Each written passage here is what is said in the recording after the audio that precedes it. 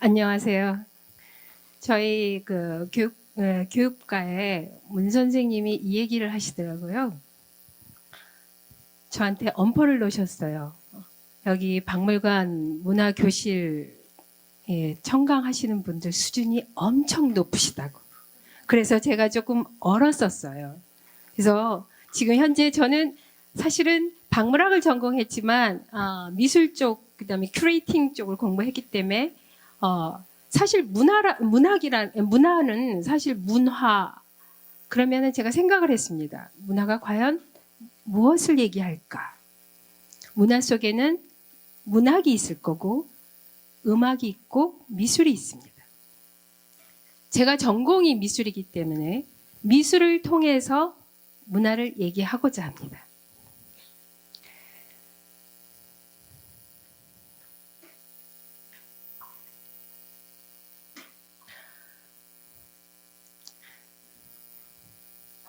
처음에는 라틴 아메리카 미술에 대한 개요보다는 라틴 아메리카의 역사를 이야기하고, 그 다음에 가장 라틴 아메리카의 미술에서 중요한 역할을 했던 벽화 운동에 대해서 잠시 얘기를 하겠습니다. 그리고 여러분들이 한 작가라도 아주 자세히 알아야 하기 때문에 우리 페미니스트의 대가인 프리다 칼로와 디에고 리베라의 사랑 이야기를 하겠습니다. 그리고 지금 여러분 지금 엘도라도 전시 보셨나요?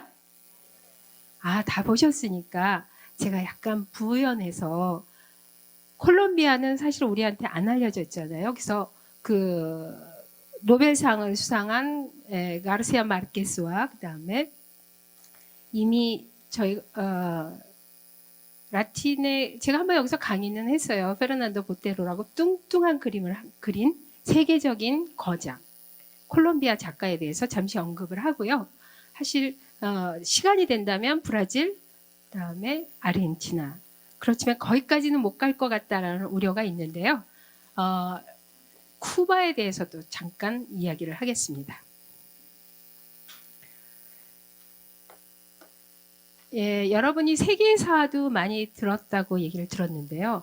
일단 유시민 작가가 사실 나왔던 신변잡기 그런 TV에 나왔던 그 수준으로 살짝 라틴 아메리카의 역사를 말씀드리겠습니다.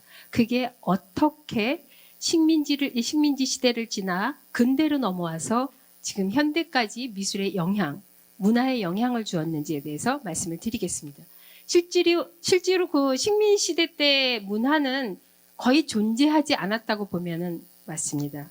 왜냐하면 스페인이나 포르투갈이 라틴 아메리카를 갔을 때 그들은 생각이 라틴 아메리카는 하나의 경유지였습니다. 그냥 공장이거나 물건을 아니면 은을 갖고 가는 곳이었기 때문에 사실은 많은 문화들이 존재하지 않았습니다. 그렇다면 여기 여러분 보시면 여기 이사벨이 있고 그 다음에 여왕이 있고 여기가 콜럼버스가 있는데요. 이사벨 여왕이 왜 이 라틴 아메리카를 발견할 수 있게 콜럼버스한테 허락을 했을까요?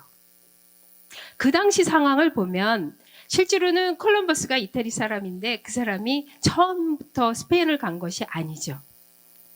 포르투갈을 갔습니다. 포르투갈 왕한테 내가 항해를 하겠습니다. 중국 아니면 인도를 향해서.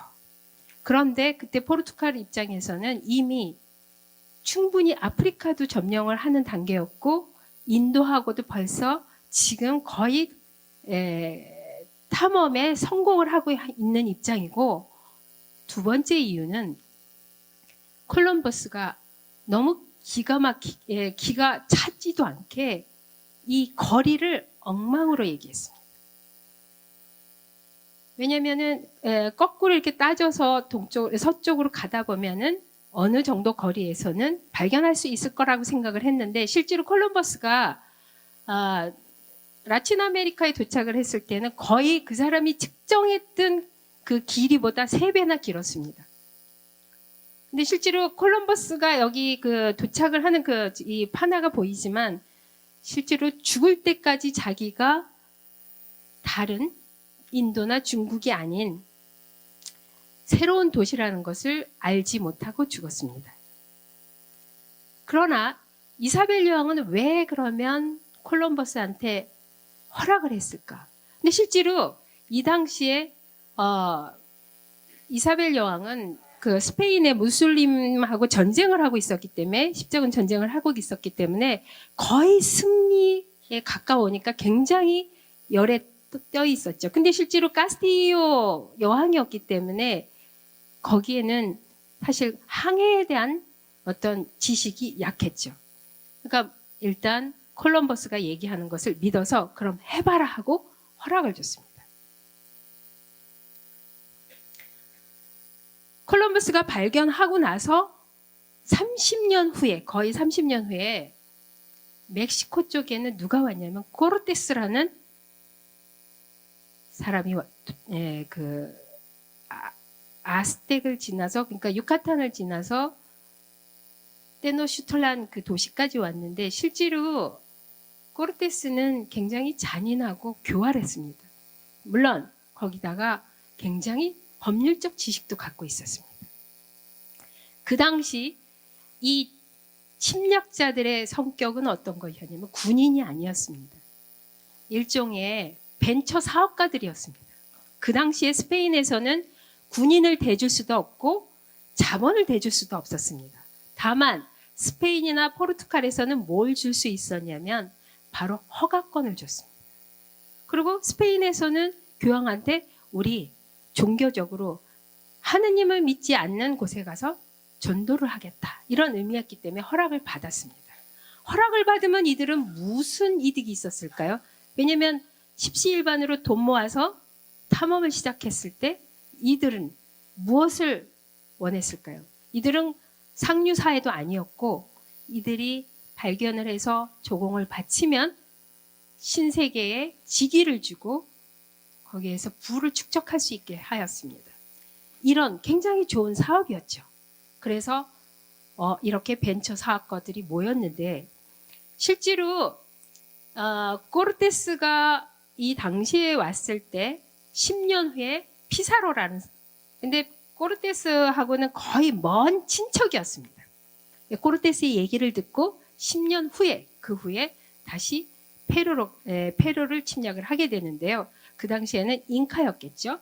근데 너무 재밌는 게, 여러분도 잘 알겠지만 어떻게 해서 그 당시 멕시코에는 인구가 제국이었잖아요. 아스텍 제국이면 지금의 우리 그 서울의 반 인구 정도 되겠죠. 그러니까 2,500만 명이라는 인구가 있었습니다. 왜냐하면 하나의 제국이었기 때문에 제국의 부족이 489개를 다 합치면 2,500만 명이 있었는데, 코르테스가 몇 명을 데리고 갔겠습니까? 여기 제가 표시돼 있죠. 600명 원정대. 그리고 말이 16필. 중요했던 것은 이 야포였습니다. 14개의 야포. 그 다음에 13개의 머스킷 총. 이거로 그 많은 인구가 있었어도 망할 수밖에 없었습니다. 왜냐하면 굉장히 전략가였기 때문에. 피사로도 역시 마찬가지입니다. 피사로는 나중에 그 얘기를 듣고 말은 더 많았지만 사람은 180명뿐이 안 됐습니다. 여기 그림을 보면 이거는 작가 미상이지만, 여기 그 당시에 몬테수마, 그때 그 잉카 왕이 몰랐던 것입니다. 상황이 굉장히 느긋하고 늘 조공을 받았던 그런 상황에서 이런 사람이 나타났는데, 실제로는 코르테스가 굉장히 선물도 주고 처음에 만났을 때, 그러다가 이 몬테수마를 인질로 잡죠. 그 당시에 몬테수마가 무슨 얘기를 했냐면, 자기가 잡히고 나서 내가 잡혀있는 이 감옥에 금을 하나 가득 채워줄게. 너가 금을 원하잖아. 그래서 금으로 채워지고 방 하나를 금, 그 다음에 은으로 방을 2개씩 2번이나 채워서 너한테 주겠다. 하지만 결국은 죽죠. 그 다음에 피사로도 역시 마찬가지입니다. 피사로도 아타왈파라는 잉카 왕을 이런 식으로 잡게 되죠. 왜냐하면 정보를 받았습니다. 우리가 숫자상으로 모자라니까 일단 인질로 잡아. 제가 잉카전 때문에 페루를 갔을 때 그 당시에 그 약간 디스플레이한 것을 봤는데 진짜 한 방에 그거는 이제 가짜 금이었겠죠. 연출이었는데 정말 방 하나, 그 큰 방 하나에 금을 다 채워 넣어 있는 것을 보여줬는데요. 제가 경악을 했어요. 그 많은 유물들이 어떻게 갔겠습니까? 다 녹여서 아무런 유물이 그렇게 쓸데없이 금으로 변해서 가게 됐는데요.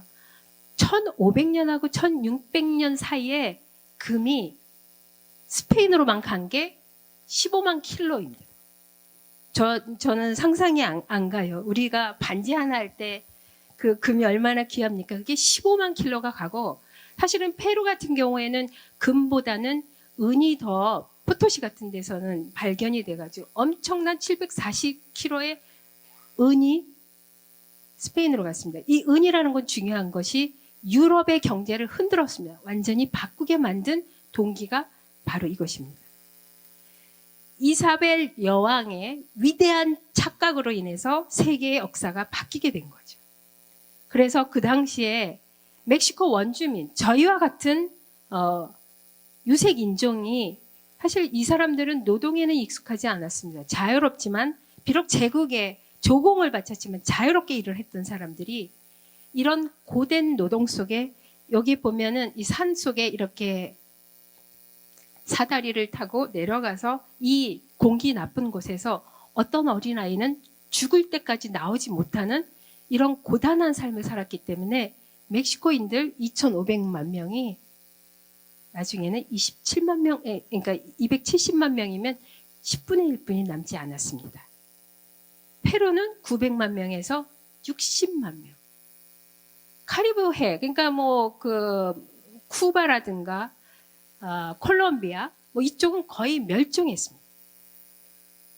멸종에는 여러 가지 이유가 있습니다. 그리고 왜 이렇게 우습게 정복을 당했을까? 거기에는 여러 가지 요인이 있겠지만, 첫째는 무기 자체가 너무 틀렸죠. 솔직히 그 당시에 저기 잉카나 아스텍 사람들은 어떤 무기를 썼겠습니까? 기다란 막대에다, 그 다음에 거기다가 그 돌촉 갈아서 이거랑 말, 그 다음에 야포. 갑자기 이 사람들은 놀라는 거죠. 왜냐하면 천둥 소리 같은 포 소리에 경악을 하죠. 이거는 신이 오신 거다, 이렇게 생각을 한 거죠. 또 하나의 원인은 이미 이 원주민들은 정신적으로 약해 있었습니다. 왜냐하면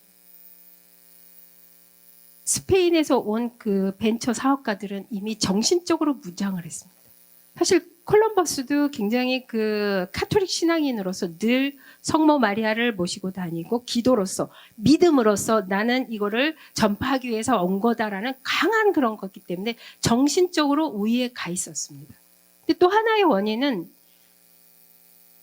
이 당시의 원주민들은 사실 아스텍 제국이잖아요. 잉카 제국이었는데 콜롬비아 위쪽까지도 잉카 제국이 와 있었습니다.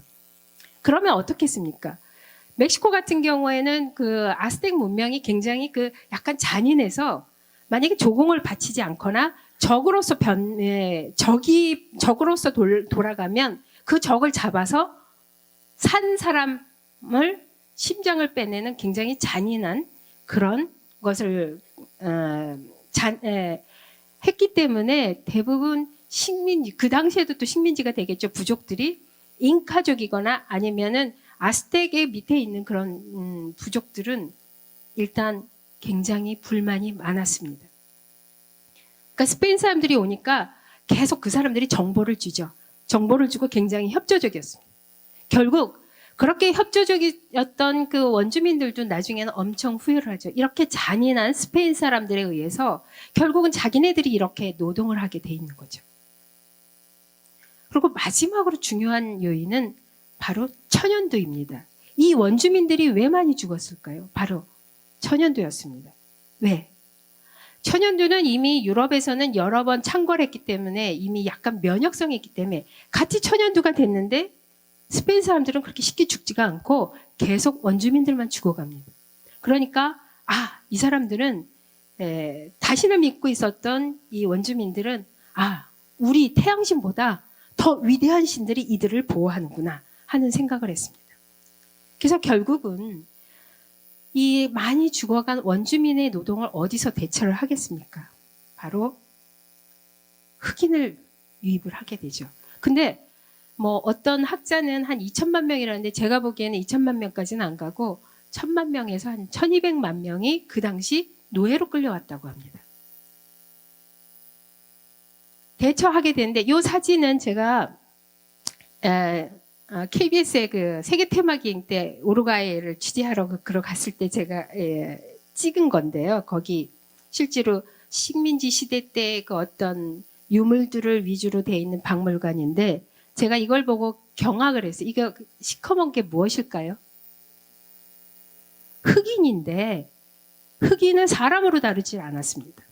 이렇게 저도 이 사진을 보고 경악을 해서 거기 박물관 학예사님한테 물어봤는데 실제로 이렇게 사람을 배 밑에 이렇게 실어갖고 묶어서 철창 그러니까 손목에다도 다리에도 이렇게 해서 끌고 왔다고 합니다. 배는 이게 모형인데 여러분 아프리카 노예가 어떻게 분포되냐면 사실 지금도 현재 그렇지만 브라질에 가면 굉장히 흑인들이 많아요. 왜냐하면 40% 사탕수수나 카카오, 커피 플랜테이션으로 가게 되고 카리브 해제 40%. 그러니까 지금 저희가 이 전시 엘도라도를 보면은 가서 보면은 흑인, 혼혈, 물라또 굉장히 많아요. 특히 베네수엘라, 콜롬비아, 물론 쿠바도 그렇고. 왜냐하면 그 당시에 이렇게 움직였던 흑인들과의 혼혈에서 오는 거겠죠, 인종. 10%는 16%는 라틴 아메리카. 그렇지만 라틴 아메리카지만 실제로 아르헨티나는 흑인들과 자기네 인종이 섞이는 걸 반대해서 많이 몰살시켰습니다. 유색 인종도 마찬가지고 나머지가 4%가 미국으로 갔는데요. 구조상으로 보면은 여기에 이 작품이 멕시코의 오로스코의 작품입니다. 이게 그 코르테스와 말린체라 그러는데 인디오 공주, 그러니까 그때 공주였어요. 공주를 자기 아내로 맞았는데 실제로는 이게 여기 있는 사람을 상징적으로 이게 메스티소, 혼혈이라는 이야기거든요. 그래서 이 부왕은 스페인에서 임명을 하고요. 그 다음에 교회나 그러니까 그 당시에 카톨릭이었겠죠. 그래서 관료 군대는 그 스페인에서 넘어온 사람들이나 아니면 식민지 여기서 태어난 크리오쇼라고 해서 백인이지만 식민지에서 태어난 그런데 나중에 독립은 누가 하냐면은 이 사람들이 주동이 됩니다. 왜? 분명히 같은 백인인데 자기네들은 교회의 성직자의 높은 직위도 갖고 관료도 되고 군인의 높은 위치도 하는데 그들한테는 그것을 허락을 안 했습니다. 굉장히 밑에 하급 그리고 물론 부를 축적은 할 수 있었습니다. 그래서 돈이 생긴 거죠. 농장을 경영하고 그런데 그 밑에 중간 계급이 메스티소입니다. 그 다음에 흑인하고 혼혈이 물라또. 근데 혼혈아보다 더 낮은 게 원주민입니다. 그 밑에 아프리카인데요. 이런 구조를 불만의 세력이 굉장히 많았겠죠. 라틴 아메리카 문화를 얘기할 때 굉장히 크게 나눌 수 있습니다. 첫 번째가 지형적이고 역사적으로 나눌 수 있는데요. 문화적으로도 나눌 수 있습니다. 크게 열린 나라와 닫힌 나라. 우리 쇄국 정치를 했었죠. 대원군이. 그거와 마찬가지로 여기도 특히 닫힌 나라라고 하는 이유는 뭐냐면 여기 멕시코라든가 에콰도르, 페루, 그 다음에 여기 과테말라 여기는 아스텍, 마야의 세계 문명이 나왔던 곳이죠. 그러니까 그들은 외부에 대해서 굉장히 폐쇄적이었습니다. 비록 지형적으로 가까운 멕시코였지만 왜 그랬을까? 왜냐하면 자긍심이었거든요. 우리 그런 문화인데 유럽 문화에 대해서 굉장히 반대적이었죠. 대신에 아르헨티나나 우루과이 이런 칠레는 굉장히 우호적이었어요. 유럽 문화에. 왜? 여기에는 거의 흑인이나 원주민이 없습니다. 여기는 1차 세계대전 이후에 굉장히 많은 이태리, 스페인계 사람들이 이민을 왔어요.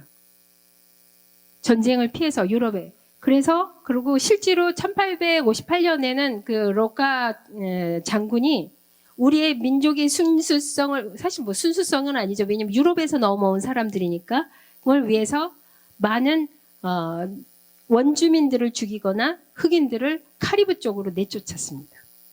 그런 작용이 있었기 때문에 이 아르헨티나, 우루과이 이쪽은 물론 이쪽으로 해서 유럽으로 무역을 하니까 이게 무역 항구가 되거든요. 그래서 라플라타 강을 중심으로 해서 많은 무역이 이루어진 곳은 유럽의 문화를 완전 스펀지처럼 쭉 빨아들였습니다.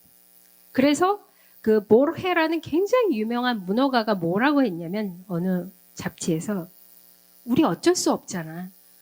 아무리 벽화 운동이 일어나고 라틴 아메리카의 정체성을 찾는다 해도 우리는 스웨덴 치약을 쓰고 프랑스 수건을 쓰는데 어떻게 우리가 원주민의 어떤 옛날의 문명을 얘기할 수 있어. 근데 실제로는 이렇게 얘기할 수밖에 없는 게 이들한테는 문명이 없었습니다.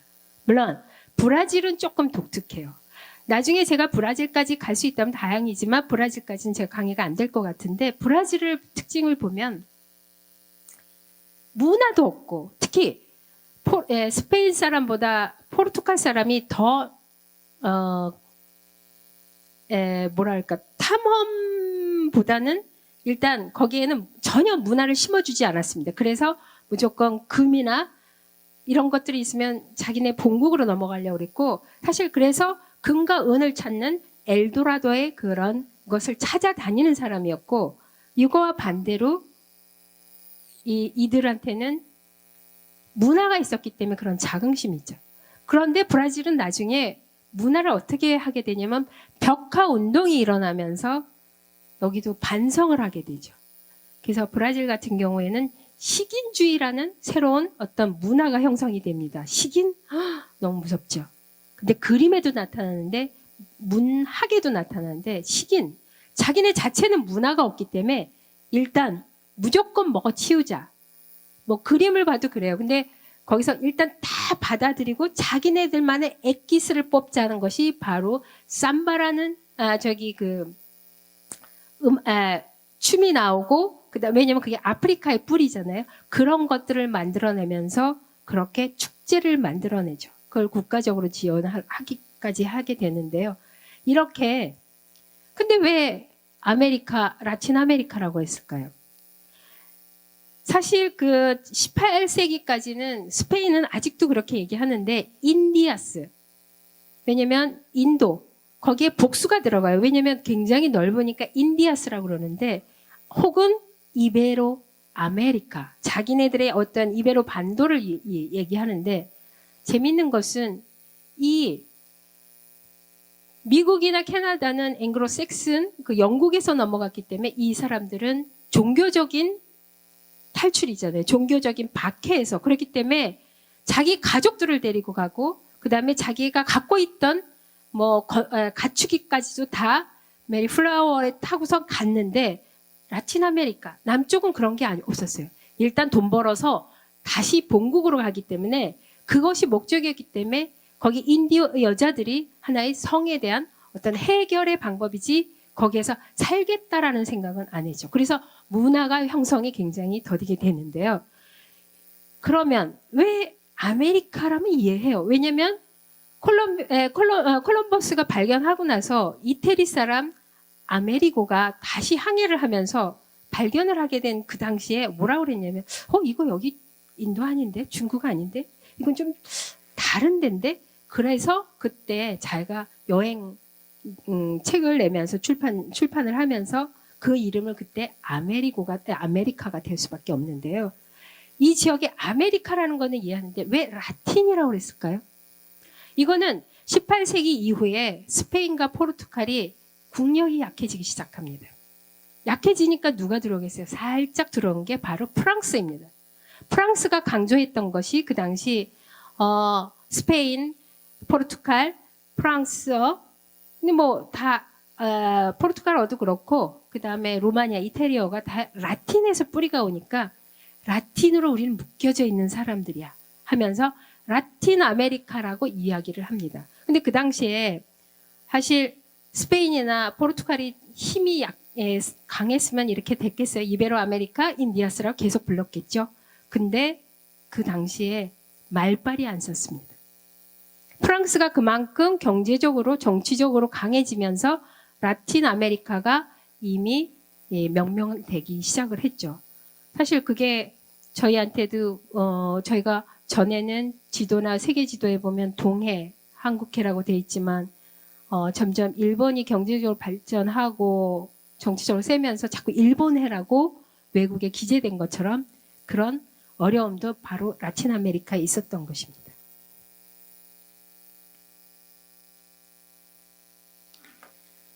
그러면 이제부터는 그 멕시코로 들어가겠는데요. 멕시코가 왜 중요하냐면 사실은 라틴 아메리카의 그 식민지 시대 때는 전혀 문화라고는 얘기를 할 수가 없어요. 그래서 그 유명한 스페인의 그 돈키호테도 유입되는 것을 막았습니다.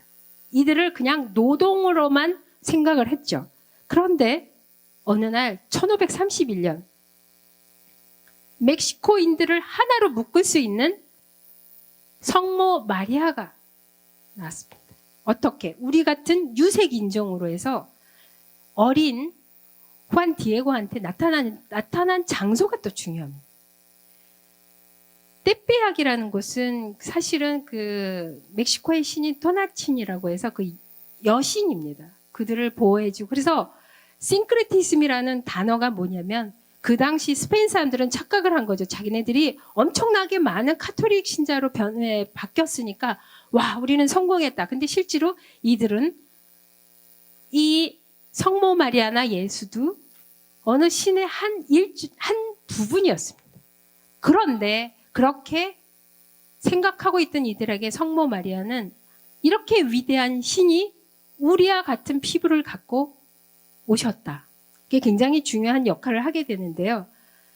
그들은 멕시코에서는 늘 축제나 아니면 그 독립혁명 때도 이렇게 그 성모 마리아, 그것도 흑인, 그러니까 원주민의 그 유색 인종의 그 칼라의 성모 마리아를 앞에 내세우고 혁명을 일으켰는데요. 여러분들이 그 워낙 세계사를 잘 아시니까 제가 얘기를 드리면 멕시코가 어떻게 해서 미국에다가 55%의 어떤 그 땅을 다 잃어버렸을까요? 이게 바로 처음에 저도 어렸을 때는 존 웨인이 멋있게 그냥 그 서부 이렇게 해가지고 알라몬가 거기 요새로 공격을 하고 막 그랬을 때 제가 인식을 할 때도 멕시코인들은 조그맣고 새까맣고 그 뭔가 지저분해 보이고 막 그래서 저도 멕시코를 참 그렇게 생각을 했었는데 실제로 이 역사를 보니까 이게 어떤 우월감에 의해서 이렇게 만들었다라는 생각이 드는데 실제로 텍사스는 어떻게 해서 왜 독립을 하겠다고 했을까? 미국이 살살살살 꼬셨습니다. 야, 너네 멕시코에서부터 독립을 해. 그러면 우리가 상호 동맹을 맺어서 만약에 멕시코가 너네들을 공격을 하면 우리가 도와줄게. 이렇게 협약을 했습니다. 그래서 멕시코가 바본가요? 그래서 알라모를 공격하죠. 그 어떻게 됐겠습니까? 뻔하죠. 지게 되죠. 그때 1848년에 이달고 조약을 맺었는데 전장 보상금으로 내야 되는데 돈이 없잖아요. 그래서 헐값으로 1,500만 달러로 지금 여러분이 보시는 캘리포니아, 애리조나, 뉴멕시코, 네바다, 유타, 콜로라도를 다 팔게 되죠. 지금 얼마나 그게 귀한 거겠습니까? 캘리포니아에서는 여러분이 아시겠지만 금이 나왔고 텍사스에서는 검은 황금이라는 석유가 나왔습니다. 당연히 이 당시에 왜 벽화 운동이 일어났을까? 그 이유는 실제로 그렇게 해서 미국의 자본이 들어오기 시작을 하면서 이런 얘기들이 많이 있었어요. 불쌍한 멕시코야. 너네는 하느님하고 너무 먼데 미국하고 너무 가깝구나. 이런 얘기들을 하게 되는 이유가 많은 미국 자본이 들어오면서 그 당시 왜 멕시코에 혁명이 일어났냐면 농부들이 이렇게 살살살살 얘기를 해서 담배 농장을 해라. 그 다음에 너네 커피 농장을 해라. 그래서 빚을 졌습니다. 빚을 지다 보니까 농부들이 96.4%가 땅이 없었어요. 자기 땅이. 빚을 너무 많이 져서 다 넘어가는 거죠. 땅이 없으니까 농사를 지을 땅이 없는 농부들은 얼마나 억울하겠습니까? 그 당시에 멕시코의 자본은 54%가 미국이었고 20몇 %가 영국 자본이었습니다. 그때 봉기를 일으킨 게 바로 군인도 아닌 농부들이었습니다. 그 당시에 저희하고 역사가 비슷하죠. 식민지 강점기를 지나서 군부가 들어왔는데 디아스라는 독재가 30년이었습니다. 완전 피폐했습니다. 먹을 게 없었습니다. 그때 일어난 것이 바로 혁명이면서 그게 이어진 게 멕시코 벽화운동인데요. 벽화운동은 왜 일어났냐면 문화 자체가 없었습니다. 저희도 한국도 서양화가 들어온 것이 일제시대 이후잖아요.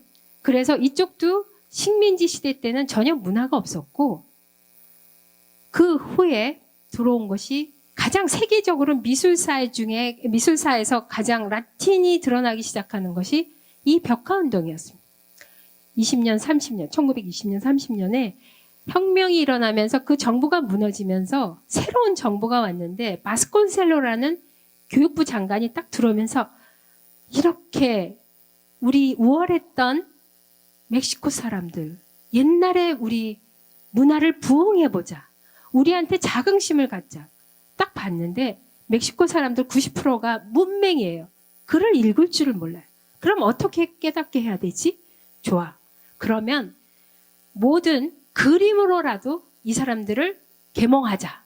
그래서 이 벽화운동을 통해서 우리한테 전 세계에 나쁜 인식이 있는 더럽고 마피아 많고 꼬질꼬질해 보이는 이 멕시코의 어떤 새로운 이미지를 심자 해서 시작을 했는데 이거는 바로 예술가와 어떤 정부의 단합이죠. 그런데 여기 3명이 있는데 이 3명 중에 시케이로스랑 오로스코 그 다음에 우리가 오늘 테마로 있는 디에고 리베라가 있는데 이 3사람이 성격이 다 달랐습니다.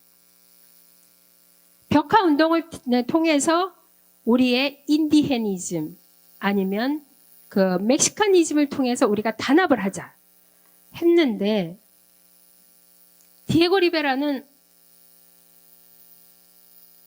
사실 워낙 천재였기 때문에 일찍 미술을 하고 유학도 한 10년 동안은 유럽에서 있었기 때문에 그림을 그렸는데 이렇게 창조를 그렸는데 어디서 본 듯하죠.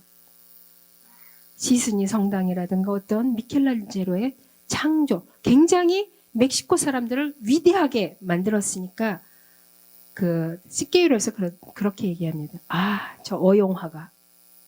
그죠? 그래서 맨 처음에는 정부에는 되게 좋아했어요. 왜냐하면 자기네들을 찬양하는 듯하니까.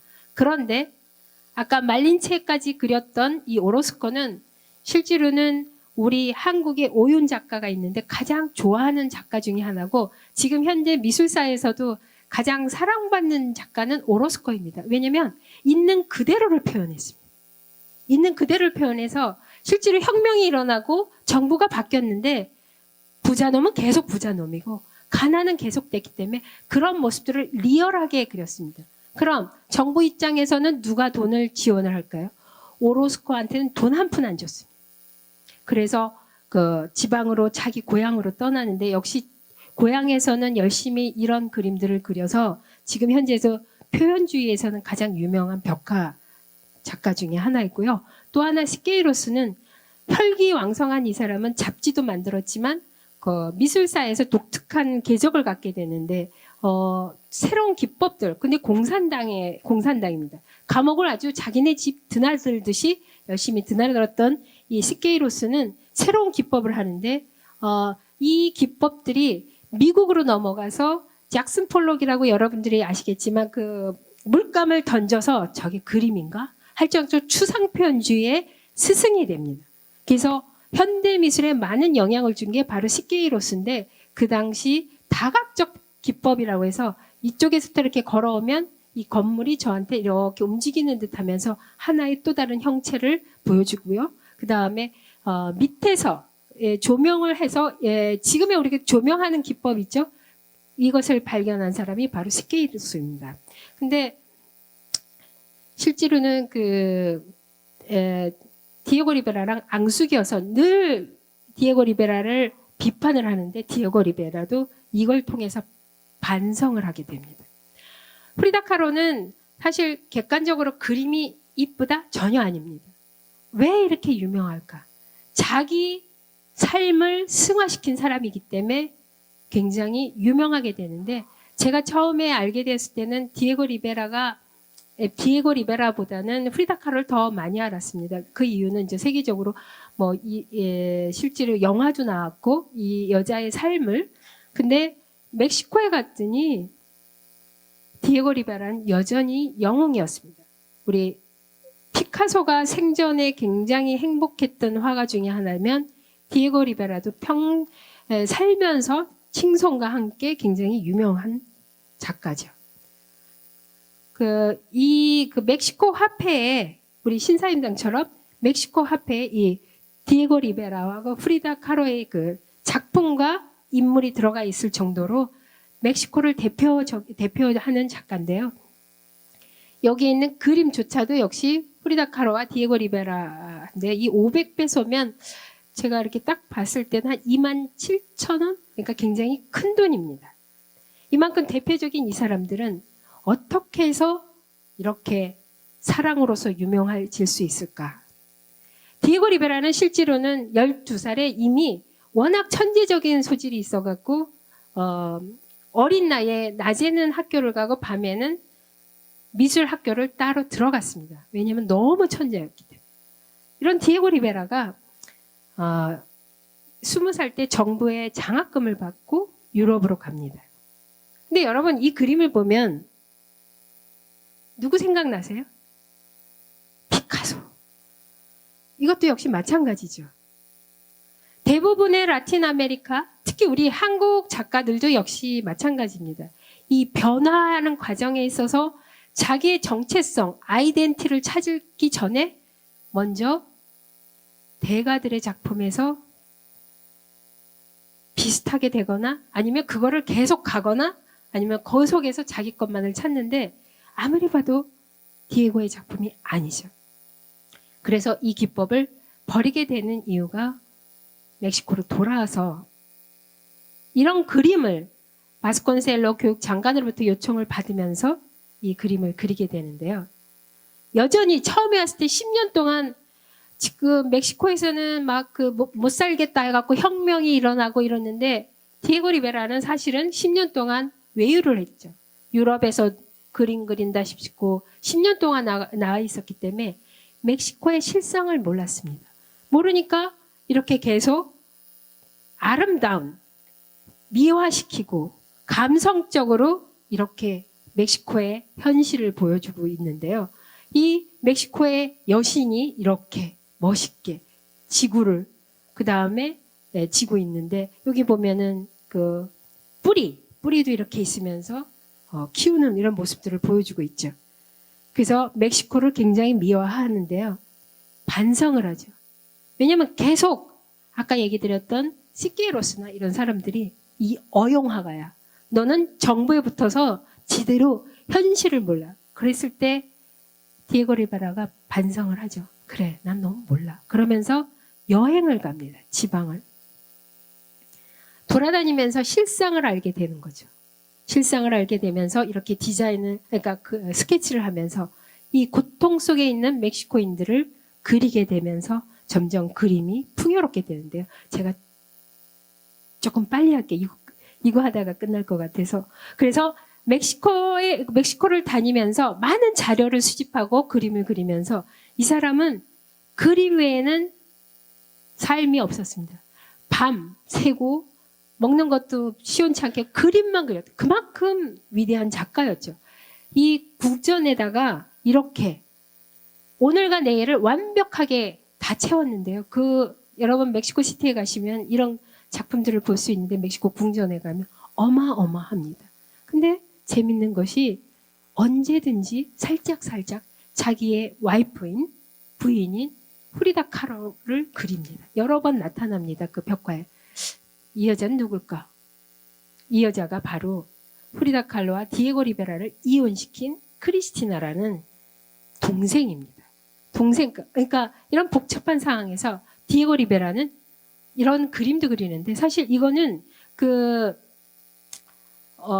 식민지 이후에 독립하고 나서 어떤 상황을 얘기하는데 그 당시 코르테스의 그 모습도 나오고 그 다음에 독립을 하면서 훈장은 많이 그 다음에 다리까지 다친 어떤 독립혁명가들의 모습을 슬프게도 그리고 여기에 인디어 처녀가 유혹하는 이런 그림들도 보여주는데 여기 재밌는 것은 프리다 카로가 이렇게 나타나는데 디에고 리베라를 어린애 취급했어요.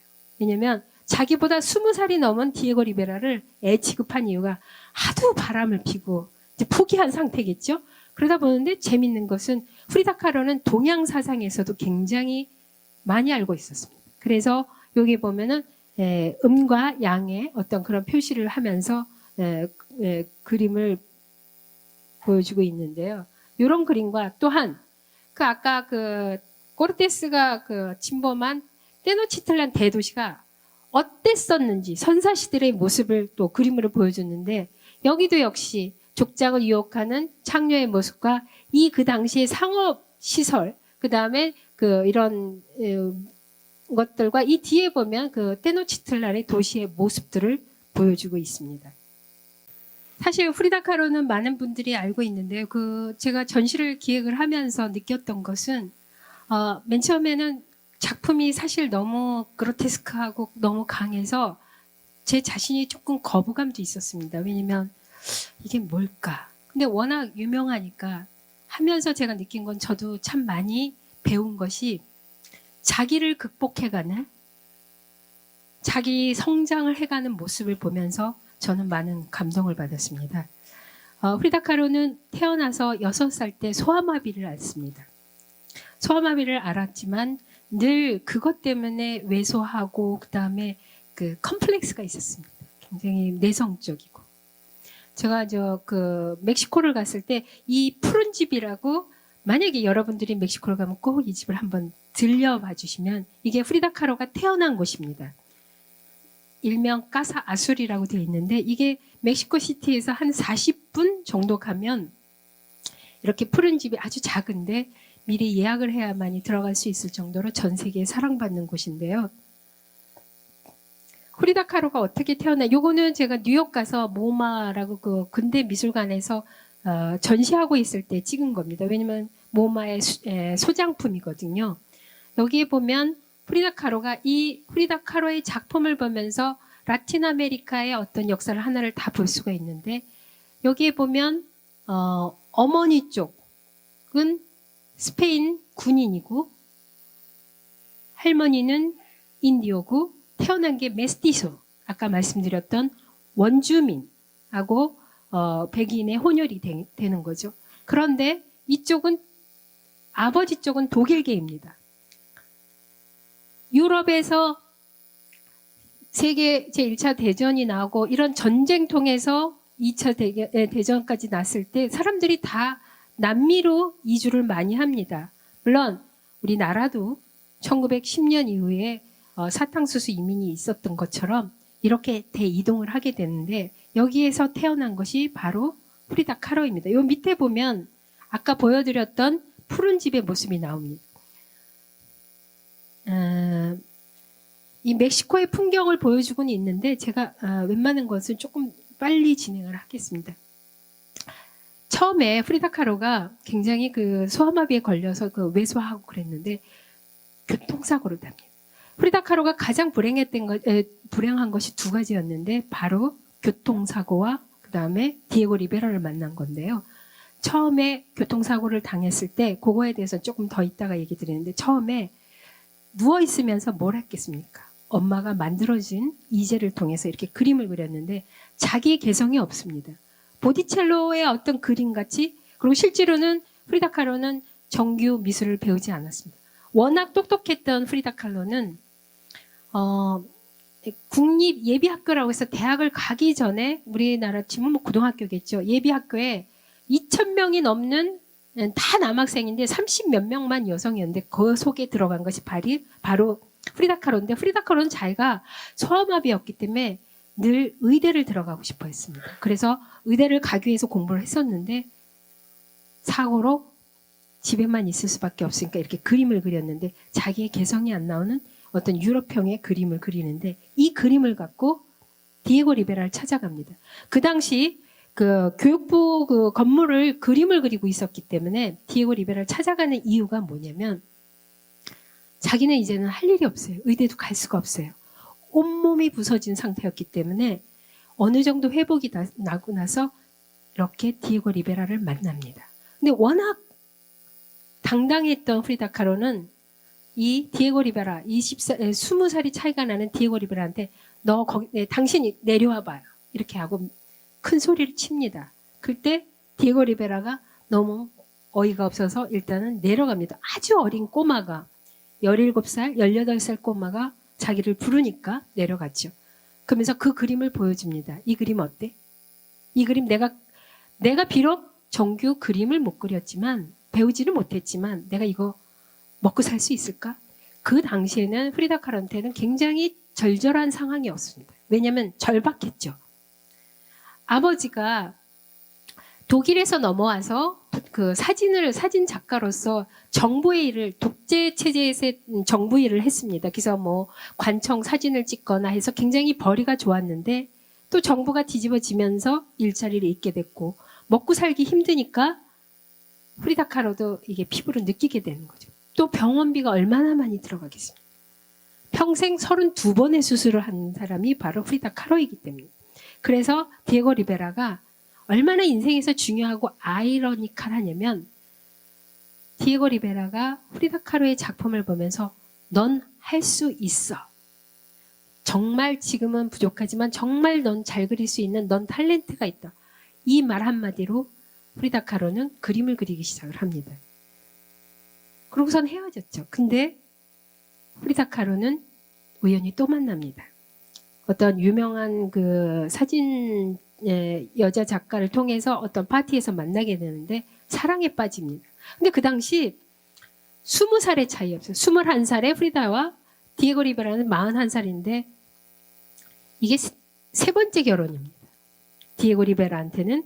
근데 그 당시 프리다 칼로는 엄마의 반대는 있었지만 사실 병원비 되느냐고 너무 힘들었기 때문에 눈을 감고 그냥 결혼을 허락합니다.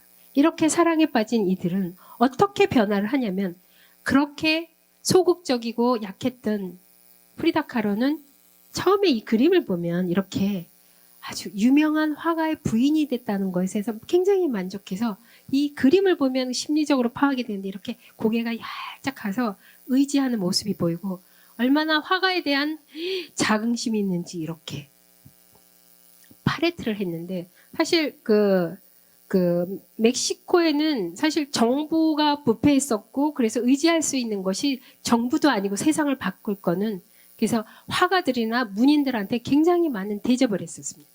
그래서 아마 유명한 노벨상도 타고 그렇게 되는 것 같은데 이런 그 프리다 칼로가 그 당시 그 미국과의 적계 관계에 있었던 멕시코는 당연히 그 당시 그 유행했던 유행은 알겠죠. 이즘인데 공산주의에 빠지게 되는데 그 역할이 바로 디에고 리베라였습니다.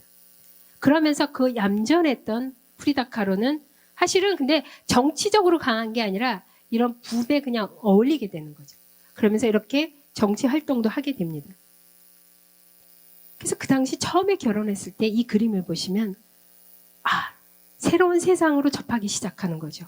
많은 사람들이 모이게 되고 자기의 존재감이 없었던 프리다 칼로는 이렇게 커튼 뒤에서 여기 보면은 이 비행기를 의미하는 것은 꿈입니다.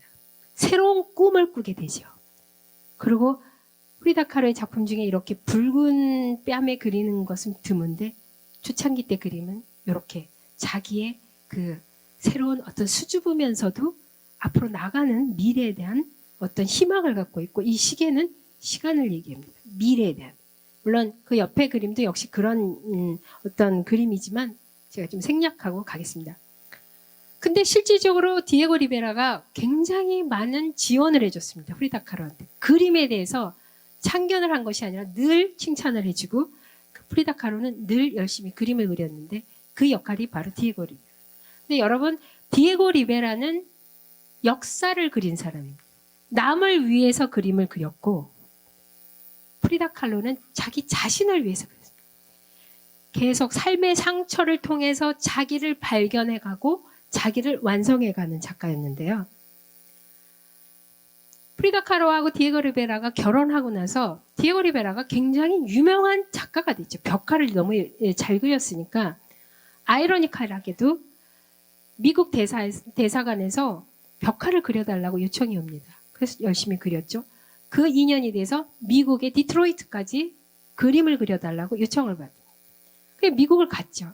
그러니까 프리다 칼로도 같이 갔는데 프리다 칼로는 자기 게 없었습니다. 그러니까 어떻게 했어요? 이 그림을 통해서 보여주는 것이 바로 떠나온 멕시코에 대한 그리움. 이쪽은 산업사회에 인간미가 없는 미국을 보여주고 있는 겁니다. 그 중간에 서 있는 자기의 모습이 멕시코의 국기를 들고 있는데 애매모호한 자기의 모습을 보여주고 있습니다. 많은 생명체가 있는 멕시코, 유적이 있고 이런 척박해 보이지만 이런 멕시코와 기계로만 돼 있는 이 기계가 또 사람의 모습을 했는데 여기에서 방황하는 프리다 칼로의 모습을 볼 수 있습니다. 프리다 칼로가 그린 그림 중에 이게 제가 요쪽은 일기예요. 일기에 이렇게 스케치가 돼 있는 것을 이쪽으로 옮겼는데 물론 방향도 바뀌기는 했는데 여기에 보면 우리와 생각이 거의 비슷한 세상은 음과 양으로 이루어졌다라는 거. 어둠과 밝음, 태양과 달, 또한 멕시코를 유지하는 또나신, 아까 말씀드린 여신이 우리를 보호하고 있는데 이 뿌리 속에 이렇게 성장을 하게 된다는, 이거 멕시코의 그 선인장이죠. 그런데 여기 재밌는 것이 그 신이 자기를 안고 있는데 자기가 또 누구를 안고 있어요? 디에고 리베라. 이 죽을 놈의 이런 그 외도를 많이 한 디에고 리베라를 품는 여인이었습니다. 비록 어리지만, 근데 여기 가운데 재밌는 게 디에고 리베라의 가운데에 눈이 하나 있는데요. 이게 바로 제3의 눈입니다. 지혜의 눈. 이게 그리고 여기 그 손에는 불교 화를 갖고 있어요. 불교의 그 꽃. 근데 재밌는 게 프리다 칼로는 이 안고 있는 디에고를 있지만 눈물을 철철철 흘립니다. 프리다 칼로의 작품에 굉장히 여성성도 강조하지만 머리가 풀어지면 굉장히 고통스러울 때는 이렇게 머리가 풀러져 있습니다. 비록 울고 있지만 그래도 자기는 자기의 본분을 지키고 있는데 재밌는 게 여기 이 강아지입니다. 이거는 나중에 어떻게 되냐면 그 라틴 아메리카만 있는 강아지 개인데요. 이 개는 털이 없어요. 털이 없는 독특한 개인데 이게 무엇을 상징하냐면 죽음의 상징입니다. 저승사자를 대비하는 것이 네. 사실 세 가지 테마를 간단하게 말씀드려요. 프리다 칼로가 세 가지로 유산의 아픔, 3번의 유산을 했는데 이렇게 바람 잘 날 없이 바람을 피는 디에고 리베라를 잡을 수 있는 가장 좋은 거는 아기를 갖는 건데 이미 너무 큰 교통사고로 인해서 그 자궁이 망가졌기 때문에 애가 들어서지 않습니다.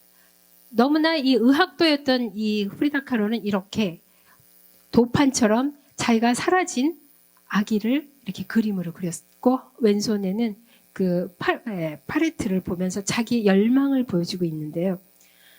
이것 또한 벽화를 그린다고 돌아다니는 디에고 리베라와 혼자서 병원에 아기를 낳으러 가는 프리다 칼로는 정말 절절하게 그림을 그렸는데요. 프리다 kah로의 그림은 뭔가 섞인 게 아니고 아름답게 포장을 안 했습니다. 있는 그대로 리얼하게. 그래서 유럽에 있는 예를 들어서 피카소라든가 그 칸딘스키 같은 경우에는 유럽에서 전시했을 때 눈물을 흘립니다. 이 작가의 작품을 보고. 정규적인 교육을 받지 않은 이 작가. 왜냐하면 이 그림을 보시면 헨리 포드 그 병원이라는 게 여기 글씨가 있죠. 여기에 혼자서 유산을 합니다. 그렇게 낳고 싶었던 아기. 그러니까 피가 절절한데 아직도 배가 불러 있습니다. 아기가 유산이 됐는데 머리는 또 흩어져 있죠. 근데 이거 상징은 세동강이로 그 깨져 있던 자기의 골반을 사고 당시를 회상하고 어떤 여성성을 잃어버리고 망가진 자기의 자궁을 표현하고 있고 그 늘 이 콘셋을 하고 있는 자기의 모습과 사라진 아이에 대한 근데 자기가 생각할 때는 아들이었기 때문에 아들의 모습을 하면서 이런 모습들을 그려주고 있습니다. 또한 그 태양인 아까 제3의 눈이 있었다 그랬죠? 이게 누구겠습니까? 디에고 리베라를 상징하는데 이미 죽어간 정자, 자기 자궁 속에 죽어간 정자, 그 다음에 아기의 모습을 보여주고 있습니다. 뭐 자세히 설명드리기에는 시간이 없는 관계로. 그리고 이게 누굴까요? 프리다 kah로가 뭐 유명한 자기 친구들하고 뭐 아니면 뭐 그 여러 명의 여자들하고의 어떤 연문을 뿌렸다 해도 다 참는데 바로 자기네 막내 여동생을 과의 불륜을 저지릅니다. 그랬을 때 여기 있는 제일 예뻤다고 그러고 이때 이혼을 결심합니다. 이혼을 결심하면서 이런 얘기를 하죠. 내 인생에서 두 번의 대형 사고, 하나는 차 사고, 하나는 디에고 당신이야. 이런 것들이 이제 일기장에 나오는데요. 그래도 헤어지면서도 이 죽일 놈의 디에고가 안 사라져요. 그래서 디에고의 모습을 보여주는데 디에고는 여전히 편안한 얼굴을 하고 프리다 kah로는 머리를 풀러 헤치고 자기를 조이고 있습니다. 이 머리카락이 자기 목을 이런 모습들을 보이면서 이렇게 또 눈물을 흘립니다. 이혼을 결심할 수밖에 없죠. 그런데 프리다 kah로가 디에고 리베라도 이 죽을 놈의 사랑을 버릴 수가 없습니다. 그래서 다시 3년 만에 재결합을 합니다.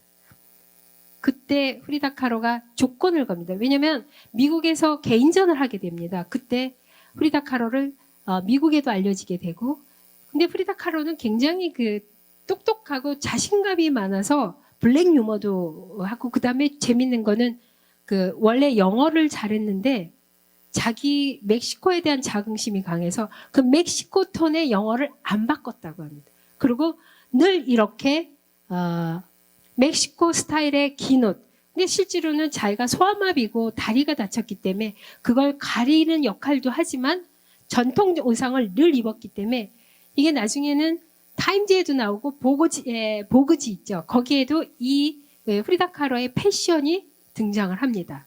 그러면서 유명하게 되는데요. 이 프리다 kah로는 이 아픔을 이혼의 아픔을 어떻게 표현했냐면 전통의 옷을 입고 있는 자기와 백인 유럽형의 드레스를 입고 있는 자기와 동질인데 너무나 마음이 아픕니다. 이혼을 앞두고 같이 연결되어 있는데 자기는 이렇게 가위로 피가 뚝뚝 끊어버렸으니까 뚝뚝 떨어지는 그런 아픔을 느낀다는 것을 표현을 했고 심적인 것은 이 뒤에 보면 하늘이 정말 먹구름에 껴있죠. 그렇지만 다시 재결합을 합니다. 재결합을 했을 때 이미 이제 프리다 kah로는 변해 있기 시작합니다. 내가 왜 약했느냐 하면 중요한 거는 내가 경제력이 없었다.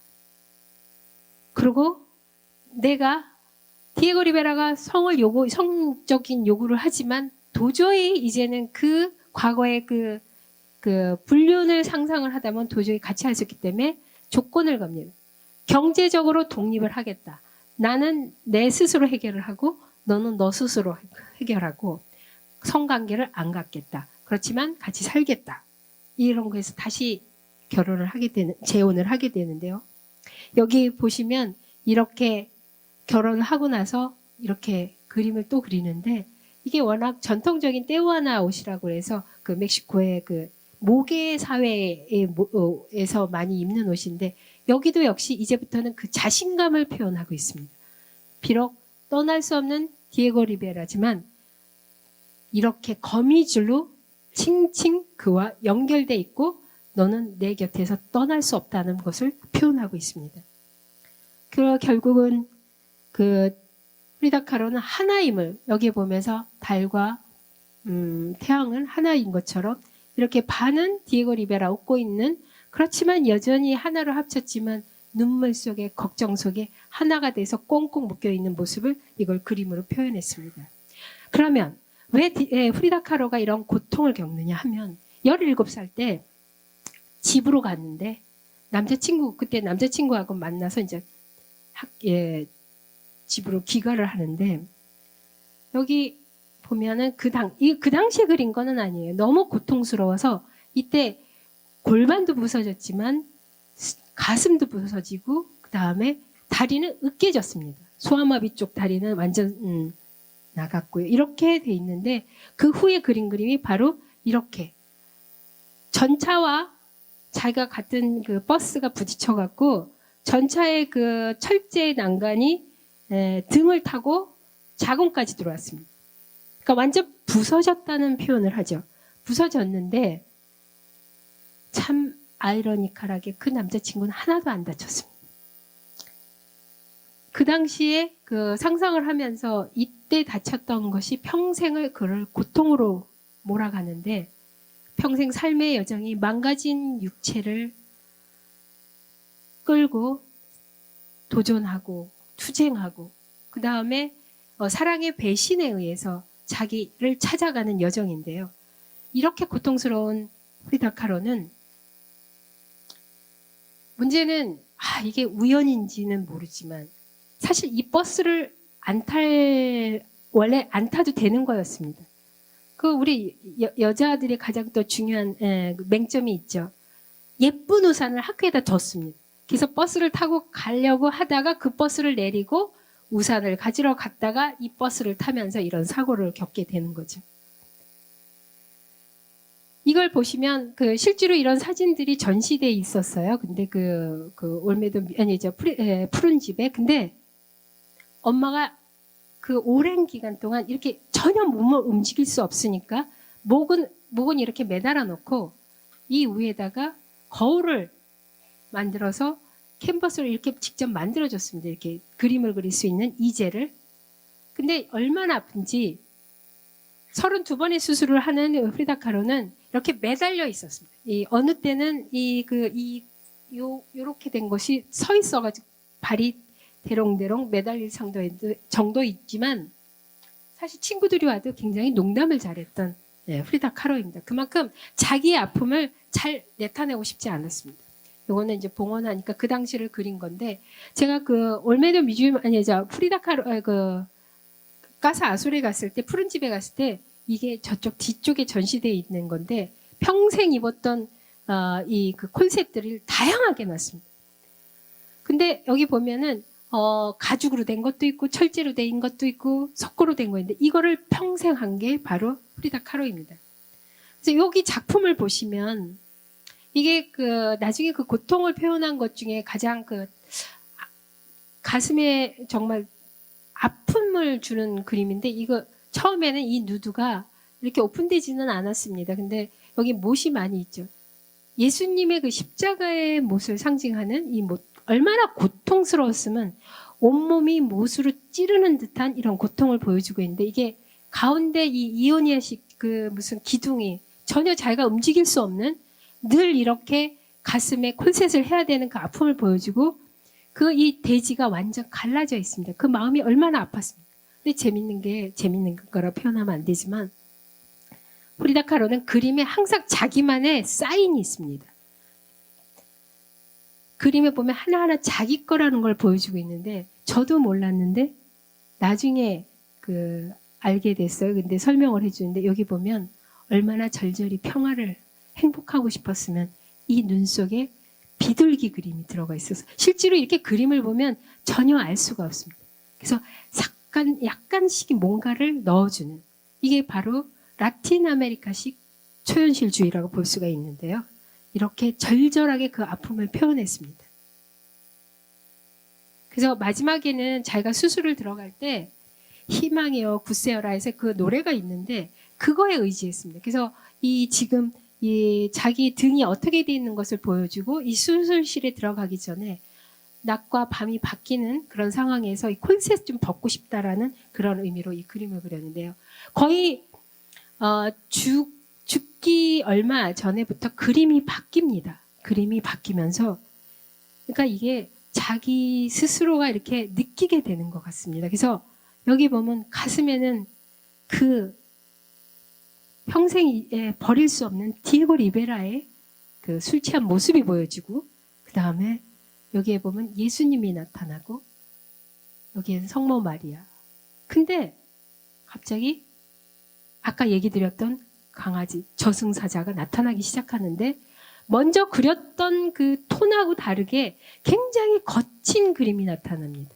이미 손에서 힘을 빼기 때문에, 힘이 없기 때문에 이런 그림을 그리는데, 너무 고통이 심한 프리다 kahlo는 나중에 죽기 전에 이게 썩어 들어가서 그 소아마비 걸렸던 그 다리가 그 뼈가 으스러지고 그랬기 때문에 썩어 들어가면서 다리를 절단할 수밖에 없습니다. 그때부터 죽음이 다가오기 시작을 하는데, 너무 절망스러워서 매일매일 울어서 디에고 리베라가 그 소리만 들어도 너무 아프니까 나중에 그 고백을 하더라고요. 자서전에 죽이고 싶었다.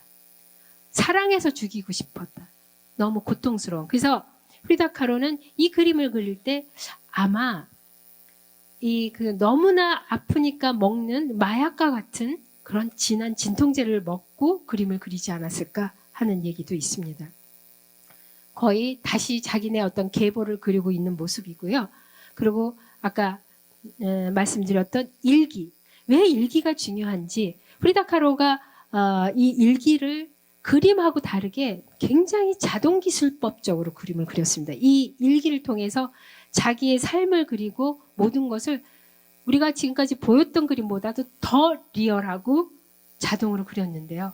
마지막에 죽기 전에 마지막 장, 일기장에 보면 이런 그림이 나오는데, 스페인어로 데바스, 그건 노라고 굉장히 강조를 합니다.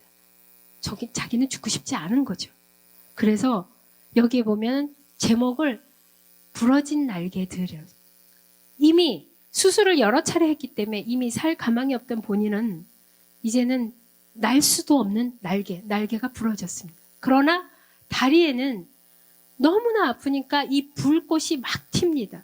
온 몸에는 화살이 그냥 막 몸을 씁니다. 아까 보셨던 그 모처럼. 그리고 마지막 장면에 가면 맨 마지막 일기장에 보면 이렇게 그림인지 추상인지 모르는 선이 엷어지면서 이렇게 마지막 장에 저승사자가 나타납니다.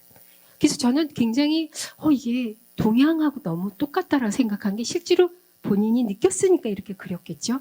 이 저승사자가 그래도 다리에는 장화를 신었습니까? 다리에 대한 컴플렉스가 있기 때문에, 다리에 문제가 있고 다리가 절단됐기 때문에 이런 모습을 보여주고 있습니다. 그래서 마지막 인사인데, 사실 디에고 리베라를 보면 굉장히 프리다 kahlo를 사랑했습니다. 그러나 차이점은 무엇이었냐면, 프리다 kahlo는 자기 생애를 다 바쳐서 디에고 리베라를 사랑했고, 디에고 리베라는 첫째가 그림이었습니다. 두 번째가 여인이었기 때문에 그런 차이에서 서로 갈등을 겪게 되는 건데요. 제가 이제 그 멕시코 그 푸른 집에 가서 이 사진을 사실은 몰래 찍었어요. 왜냐면 못 찍게 해서. 근데 이게 뭐냐면 프리다 kahlo가 죽고 나서 데드 마스크를 찍은 겁니다. 근데 여기 천장을 보면 뚫려 있죠. 근데 그 당시 굉장히 작아 보이더라고요. 키가 그렇게 큰 거는 아니었던 것 같고요. 이게 콜셋, 평상시에 했던 그 콜셋과 이것을 통해서 여기 거울을 붙이고 이걸 통해서 그림을 그리게 된 모습을 그대로 전시되어 있고요. 이게 뭐냐면 바로 집에 지금은 미술관이죠. 여기에 유골이 있습니다. 프리다 카로가 그래서 저도 집에다 유골을 그것도 이렇게 아까 그 침대방 옆에 있는 건데 이렇게 들어가서 이건 맨 처음에 저는 잘 몰랐는데 이 유골함이 있어서 제가 물어봤죠. 거기 이제 화계사님한테 그랬더니 이게 바로 프리다 카로가 마지막까지 디에고 리베라랑 같이 묻히고 싶어서 기다리고 있었던 거죠. 자기 꼭 유골을 같이 묻혀달라는데 누가 반대를 했겠어요? 디에고 리베라의 딸들이 반대를 했습니다. 왜냐하면 자기 엄마까지 내쫓은 여자니까. 그래서 아직도 떠나지 않고 이렇게 아직도 그 푸른 집에 머물러 있습니다. 근데 디에고 리베라를 다른 관점에 보면 대단한 사람이었습니다. 제가 이 사람이 멕시코를 잘 몰라서 여행을 떠났다고 그랬죠. 지방에 다니면서 멕시코의 현실을 알기 시작하면서 원주민들의 삶을 볼 때 디에고 리베라는 절절하게 느꼈죠. 자기네 삶에 대해서 그 다음에 유물들이 도굴단에 의해서 사라지고 외부로 유출이 되고 외국으로 그래서 그림이 잘 나가니까 벽화를 그리면서 돈을 벌면 무조건 이렇게 유물을 사기 시작합니다. 이거를 도와준 게 바로 프리다 카로입니다. 제가 바로 프리다 카로 푸른 집에서 얼마 안 가는 곳에 여러분들 그러니까 대부분 많은 관광객들이 여기를 안 가시더라고요. 그러니까 아나우카 아칼리라고 그러는데 가면 뭐 정말 그 유물들이 그러니까 전통 뭐 도기라든가 이런 것들이 사실은 국립 인류학보다 굉장히 좋습니다. 그리고 이 자체를 지었는데 사실 평생 그렇게 돈을 벌고 했었어도 이거를 지을 돈이 모자라서 끝내 완성을 못하고 디에고 리베라는 죽게 되는데요. 이거를 완성한 게 다른 그 친구 부인인데요. 실제로 뮤지엄에 가면 이렇게 디에고 리베라랑 프리다 카로의 그 사진이 있습니다. 그러면 시간상 여러분 엘도라도 다 보셨다니까 약간 제가 콜롬비아에 대해서 좀 얘기 드리겠습니다. 물론 콜롬비아뿐만 아니라 라틴 아메리카의 문화는 다시 말해서 미술뿐만 아니라 문학도 똑같이 발전을 합니다. 하나는 인디오 문화, 원주민의 문화 그런 것은 어디에 있었냐면 실제로 구전으로 내려오거나 인디오들의 미신이나 이런 구전으로 내려왔던 것이 계속 이어지면서 그 페루라든가 멕시코, 과테말라는 이런 문화들이 이어지고 아르헨티나나 우루과이 같은 경우에는 사실 유럽 문화이기 때문에 유럽의 어떤 그런 문학이 계속 이어집니다. 그렇게 됐는데 사실 1930년에 굉장히 큰 변화가 옵니다. 1930년에 벽화운동이 일어났듯이 많은 그림을 그리는 화가들이 유럽에 유학을 갑니다. 30년대가 굉장히 그 라틴 아메리카에서는 부흥 시기인데 그 이유는 아르헨티나 같은 경우에는 세계 경제 4대 강국이었습니다. 지금은 엉망이지만 그 당시 왜 그랬을까? 왜냐하면 곡물이 났기 때문에 세계 전쟁 때 곡물을 유럽에 수출했기 때문에 굉장히 경제적으로 부유했습니다. 라틴 아메리카. 그래서 많은 화가들이 장학금을 타고선 장학금을 갖고 유럽으로 가서 그림을 배우거나 그렇게 했는데 실제로 문학 쪽에서도 많은 시인이나 문학가들이 유럽으로 넘어갑니다. 근데 똑같이 겪게 됩니다. 유럽 시각으로 남미, 라틴 아메리카를 보면 이해를 할 수가 없습니다. 그래서 이상하게 합리적인 사고로만 봤던 이런 라틴 아메리카의 시각을 바꾼 것이 바로 라틴 아메리카의 문학가들입니다. 여기 많죠? 1967년에는 과테말라의 미겔앙헬 아스토리아, 그 다음에 칠레 파브로 네루다는 여러분이 많이 아시는 것 같고요. 그 콜롬비아의 자긍시민 그 가브리엘 가르시아 마르케스는 1982년에 노벨상을 탔습니다. 90년에는 멕시코의 시인 옥타비오 파스. 근데 이제 그 제가 가르시아 마르케스 책은 제가 중학교 때 읽었는데 그때는 뭔 얘기인지 모르다가 요새는 조금 많이 이해하는 게 매직 리얼리즘. 이게 예를 들어서 그 약간의 그 사실, 그러니까 마술적인 사실주의. 이게 바로 라틴 아메리카입니다. 문학에 많은 영향도 주었지만 그림에는 초현실이 라틴 아메리카식 초현주의라고 볼 수가 있는데요. 사실 이 배경이 마콘도라 그러는데 이게 현실과 가상이 막 섞입니다. 근데 유럽 사람들의 시각으로 봤을 때는 너무 허구가 많아. 그렇지만 실제로 라틴 아메리카 가서 얘기를 들어보면 이게 현실일 수도 있습니다. 그래서 그 배경으로 해서 부엔디아 가족의 7대의 가족사를 역사와 라틴 아메리카 역사와 세계사를 막 얽혀서 막 썼는데 이게 사실 열악한 환경에서 벗어날 수 없기 때문에 이들이 살 수 있는 것은 어떻게 상상과 환상 속에서 자유를 느낍니다. 이런 배경이 어디서 왔냐면 콜롬비아에서 제가 여행을 했을 때 거의 그 아라카타카라 그러죠. 이거 제가 메모리도 힘들어서 여기다 쓴 이유는 중남미 특히 멕시코도 그런데 지명이 일본식 지명이 굉장히 많습니다. 왜냐면 오하카라든가 그 다음에 이렇게 지명들을 보면은 되게 재밌는 이게 일본어 같기도 하고 뭐 그렇긴 하는데 그래서 라틴 아메리카의 그 특징 중에 하나가 몽고 반점이라고 저희가 추정할 수 있는 것이 바로 이겁니다. 왜냐면 그 제가 페루 갈 때도 이렇게 약간 딴 데로 나가고 있기는 한데요.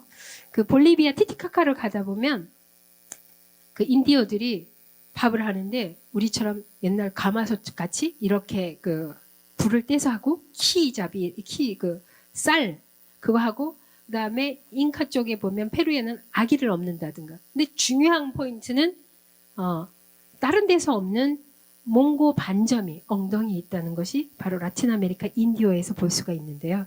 이런 것들이 왜 나오냐면 그 가브리엘 가르시아가 실제로는 그 멀리 한 보고타에서 한 3시간 넘는 그 지역에 비슷한 곳에 갔는데 정말 그 마콘도라는 그 도시의 전형적인 모습들이 다 보입니다. 그리고 특히 이 가르시아는 자기 아버지가 아니라 할머니 밑에서 자랐습니다. 할아버지. 그러니까 할아버지고 그다음에 실제로 하인들이 인디오들이었습니다. 그러면 인디오들이 무슨 얘기를 했겠습니까? 우리가 옛날처럼 미신이라든가 신화들을 계속해서 얘기합니다. 그때 배경이 됐던 것이 무엇이냐면 1910년 그 미국 바나나 회사가 콜롬비아에 있었습니다. 그러니까 중남미의 가장 큰 거는 뭐 식민지 시대 이후에서 미국의 그 어떤 뒷마당이 되는 거죠. 그래서 거기 미국의 그 자본이 들어오면서 바나나가 그 콜롬비아 되게 유명한데 거기 노동자들이 파업을 합니다. 너무 노동이 심하다 보니까 그때 미국이 콜롬비아 군인들을 사서 그 노동자들을 다 죽입니다. 그래서 죽여갖고 어디로 저기 기차로 이동을 했냐면 그 시신을 바로 가르시아 마르케스가 태어난 아라카타카에 옮기고 있었습니다.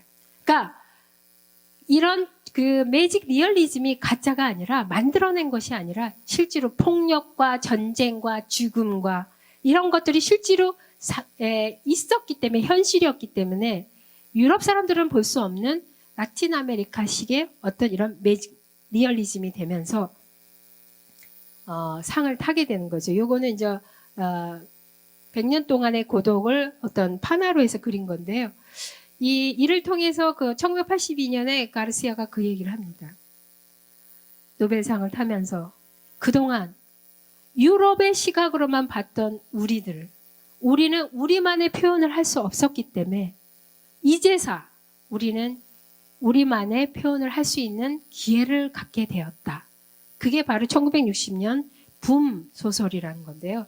또 도시 계획을 보면 라틴 아메리카 특히 이거는 그 콜롬비아에서 찍은 건데 중심이 어떻게 되냐면 이건 맛백인데 사실 건축까지는 제가 얘기하기에는 너무 바쁜 것 같아서 이게 중앙에 근데 라틴 아메리카 여행을 하시면 그래요. 늘 중앙에는 이렇게 성당이 있는데 약간 섬처럼 따로 떨어져 있고 그다음에 이 주변에 이렇게 관청이 들어있거나 그다음에 회랑을 통해서 상업 공간을 만드는데요. 보테로는 제가 강의를 한 달 전에 여기서 한 것 같아서 일단 보테로는 왜 유명했을까? 바로 원래 가르시아하고 굉장히 친해요. 보테로가. 근데 보테로도 역시 자기만의 스타일을 갖게 되는 거죠. 왜냐면 가르시아도 굉장히 과장하고 약간 비현실적인 것 같은데 현실인 라틴 아메리카의 모습을 그렸는데 여기에 보면은 유명해진 이유 중에 하나는 이 12살의 모나리자입니다. 12살의 모나리자는 페르난도 보테로는 사실 엄청 가난한 메디진이라는 도시에 태어났습니다. 말을 많이 타고 근데 그 당시에 아까 보였던 성당이 문화의 다예요. 그릴 게 없었습니다. 그러니까 옛날식의 그림만 볼 수밖에 없었던 보테로는 새로운 문화를 배우기 위해서 유럽으로 갑니다. 근데 유럽에 갔더니 배울 게 없어. 왜? 처음에 갔던 것이 바르셀로나인데 너무 현대적인 거예요. 자기는 바로크 양식에 너무 젖어 있었기 때문에 위대한 작가들은 다 굉장히 옛날 스타일이었는데 르네상스나 근데 그런 그림들이 없어요. 너무 현대적이니까 마드리드를 가서 프라도 미술관에서 벨라스케스나 고야의 그림을 열심히 그립니다. 열심히 그리는데 사실은 하루에 1달러 갖고 살았습니다. 1달러. 그리고 카페에서 그림 갖고 먹고 살고 그렇게 버텼던 보테로는 어디에서 영향을 받냐면 바로 사실 그래고서 2년 후에 콜롬비아에 돌아왔을 때 그렇게 상도 타고 상금도 받아서 떠났던 유럽 여행에서 보테로가 개인전을 했는데 너무 혹평을 받습니다. 아니 현대 미술을 배우고 온다더니 완전 옛날로 다시 돌아갔어. 그러니까 악평을 받으면서 정말 타이어를 팔면서 살고 있다가 결심을 합니다. 멕시코를 떠나는데 여기에서 큰 기적이 일어납니다. 멕시코에 가서 보테로도 깨닫게 됩니다. 어디서? 바로 디에고 리베라의 작품을 보면서 바로 이거다. 유럽의 문화에 내가 익숙했던 것에서 벗어나서 우리 라틴 아메리카만의 색깔을 가질 수 있구나. 그러면서 디에고 리베라의 작품을 보는데 거기서 깨닫게 되죠. 팽창하는 모습. 그런데 우연히 이거는 만도린인데요. 이게 왜 중요하냐면 어느 날 아까 콜럼버스도 위대한 착각이었죠. 이 보테로도 역시 만도린을 그리다가 물감을 잘못 떨어뜨렸어요. 근데 여러분 보니까 이만한 넓이면 사실 이 공명대는 이만큼 와야죠. 기타도 보시면. 그쵸? 소리가 날라면. 근데 딱 점을 찍고 났더니 이게 되게 커 보여요. 여기에서 뭐라 그랬냐면 이건 발견이거든요. 한 어느 방에서 미지 방으로 들어가는 것 같다라고 얘기를 하면서 이 그림을 그리는데 사실 신형상주의 이게 매직에서 오는 건데 그 당시 미국으로 또 갑니다. 미국이 현대의 메카니까 갔는데 9년 동안 어느 갤러리도 부르지를 않았어요. 왜? 평론가들의 혹평을 받습니다. 지금 어디 딴 데서 샤갈전을 하는데 샤갈도 마찬가지였습니다. 샤갈 그림도 사실 붕붕붕 날아다니고 막 이러는 그림을 평론가들이 굉장히 우습게 생각을 했습니다. 그러니까 보테로의 작품은 보니까 어디서 저 시골뜨기 저기 남미의 알지도 못하는 나라에서 왔는데 퉁퉁하게 그리고 그리고 지금의 트렌드가 뭔데? 압스트락이야. 표현주의고 팝아트인데 어디서 형상을 그려요. 그러니까 되게 우습게 여기서 어떻게 정신 나간 시골뜨기 여자가 그리는 그림 같아 이런 악평을 받습니다. 그렇지만 꿋꿋하게 그렸던 보테로는 어디서 빛을 발하냐면 독일로 가면서 바덴바덴에서 전시하면서 유럽에 전시를 하면서 가장 라틴 아메리카의 아이덴티티를 보여준다고 해서 이렇게 유명해지니까 제가 미국을 미워하는 건 아닌데 미국에서 오 하면서 받아들입니다. 그때 말보로라는 그 갤러리에서 이 작가를 전시를 하면서 미국에 알려지게 되는데 실제로는 미국의 그 말보로는 이 유명한 프랑크 로드가 주인이에요. 이 사람이 뭐냐면은 여기 전화가 있죠. 전화기 회사인데 이 전화기로 맨날 일을 하고 있는 모습을 보여주면서 이렇게 전화기를 그리고 요 뒤에 보면은 일하는 사람이 되게 조그만데 보테로의 그림의 특징이 이겁니다. 인물을 굉장히 거대하게 그리고 인형인지 사람인지 알 수 없는. 그 다음에 이 젊은 부인한테 꼼짝 못해서 이 부인이 엄청 크게 나타나고. 근데 이렇게 자기가 지원했던 미국의 형상을 보여주고 특히 라틴 아메리카의 모습을 지금 삶을 보여주고 있는데요. 보테로의 그림의 특징이 바로 이겁니다. 정면 완전 무슨 이집트 그림. 왜 그러냐면 보테로의 특징은 색이 중요합니다. 색을 최대한 그리기 위해서 데포르마션 완전 형태를 과장시킵니다. 이 라틴 아메리카의 그림의 어떤 특징이 나타나는데 여기 있는 사람이 애기일까요? 인형일까요?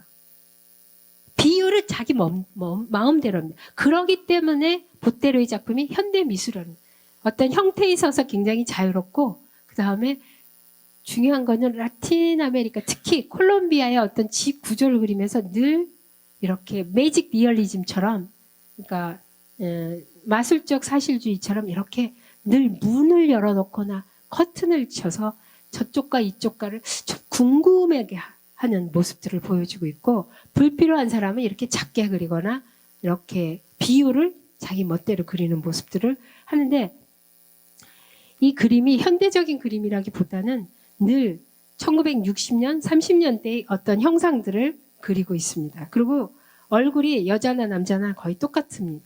형색에 따라서 바꿀 수가 있는데 특히 음악을 사랑하는 그 라틴 아메리카의 모습을 보여주는데 실제로 이 사람들이 주인공이죠. 이 사람들이 주인공인데 보테로는 이 사람들을 더 강조하면서 그리고 재미가 없을 때 단조로움을 피하기 위해서 이렇게 담배를 표현하고 여기에 보면은 이거는 아마 우리 한국의 그 덕수궁에서 그 소장품으로 구입을 한 건데요. 여기에 보면은 밤새도록 제가 라틴 아메리카 저기 공부하러 갔을 때 기가 막힌 게 결혼식을 저희 친구가 오라 그래서 갔는데 결혼식은 분명히 성당에서 8시에 했는데 저녁을 먹으러 가는 게 12시입니다. 그래서 12시에 또 저녁을 주나 했더니 12시에는 간단한 간식을 주고 1시부터 식사를 하면서 새벽 6시까지 춤을 추더라고요. 제가 견딜 수가 없어서 제가 몸소리 쳤던 것이 바로 라틴 아메리카 춤, 즐거움. 근데 여기 보면 라틴 아메리카 사람들이 약간의 사기성 있죠. 약간 속이는. 그래서 이렇게 카드를 숨겨놓는 모습인데 이 색깔을 보시면 이게 바로 그 마드리드 그 프라도 미술관에서 그렇게 열심히 학교는 안 가고 그림을 그렸던 카피를 했던 그 색감입니다. 벨라스케스의 그 고유의 색, 전통적인 이런 연지색하고 초록색, 그 다음에 밤색의 색깔을 주조를 이루는데 색을 많이 쓰지 않았습니다. 네, 색깔의 고유한 것을 강조하기 위해서. 그리고 여기 역시 여기도 커튼으로 저쪽하고 뭔가 신비스러운 것을 넣었는데요. 여기 보면 누굴까요? 한 사람 왼쪽 사람은 대통령 부인이고 이쪽은 창녀입니다.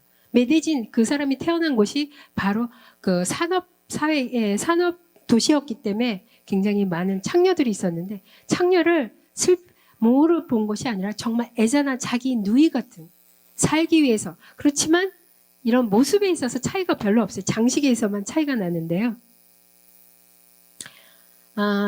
지금의 이 거리가 제가 그 콜롬비아 갔을 때 찍었는데 변화가 없어요. 거리가 다 이렇습니다. 거의. 해서 이 거리가 보테로의 작품에도 많이 나타납니다. 여기 보면은 이렇게 나타나고 그리고 재밌는 것이 보테로가 국제적인 작가라도 늘 콜롬비아 국기가 나타나거나 콜롬비아 국기의 어떤 색깔들이 나타나는데 이 모습이 정말 1960년, 50년대 의상이에요. 지금의 의상하고 맞지 않죠. 장갑을 끼고 그리고 시계를 차고 늘 모자를 쓰는 이런 모습들을 보여주고 여기도 역시 저쪽의 어떤 모습과 비교가 되는데 단지 워낙 고가라 제가 정말 고가라 뭐 요새는 구경하기도 힘든 이런 작품들인데 단지 작품만 파는 것만 하지는 않았습니다. 그래서 그 콜롬비아를 좀 비판하는 근데 그림이 얼마나 많은 역할을 하겠습니까? 근데 이 도둑이 많잖아요. 라틴 아메리카에. 특히 콜롬비아에 유명했던 것은 지금은 완전히 정부가 바뀌면서 마약이 퇴치됐지만 과거는 마약과 마피아와 인질로 유명했던 나라입니다. 그렇지만 그 다음에 새 정부가 들어오면서 너네가 마약은 실제로는 어디서 왔냐면 소비는 아시아와 미국이었습니다. 왜냐하면 농부들이 감자를 심어선 도저히 살 수가 없으니까 그 유혹에 넘어가서 근데 실제로는 마약이 콜롬비아 사람들은 별로 하지 않더라고요. 그런 것이 저한테 얘기를 했는데 그게 진짜인지는 모르겠지만 일단 왜냐하면 자기네가 소비할 만큼의 양이 아니죠. 수출을 내보내는 게 더 급했으니까 이렇게 그래서 도둑이 많았던 모습들을 보여주는데 보테로의 그림을 보면 사실 이 많은 짐이 정말 이걸 하고 저기 지붕을 넘어갈지 뒤로 뒤집어질지 이걸 잘 모르겠는데 여기에 보면 그때의 정치 상황을 보여주고 있습니다. 어떤 독재 체제였기 때문에 서로 감시하는 종교도 사실은 서로를 감시하는 역할뿐이 안 되고 이 사람의 시선들을 보면 각자 다른 데 있습니다. 맞춰지지 않고 경찰 역시도 사람을 감시하는 역할을 아까 본 그 도시를 보면서 보는데요. 가장 중요한 게 또 이 그 에스코바르가 죽은 거. 실제로는 이렇게 마약을 하면서 마피아가 그 가난한 사람들을 도와줬다고 합니다. 뭐 로빈훗 같이. 그런데 실제로 이 사람이 죽으면서 마약 퇴치가 되고 그런 중요한 역할을 했는데 이렇게 정치적인 그림도 그리기는 했어요. 근데 여기에 보면 마피아단이 놀고 있는지 아니면 일을 하고 있는지 무서워 보이지 않죠.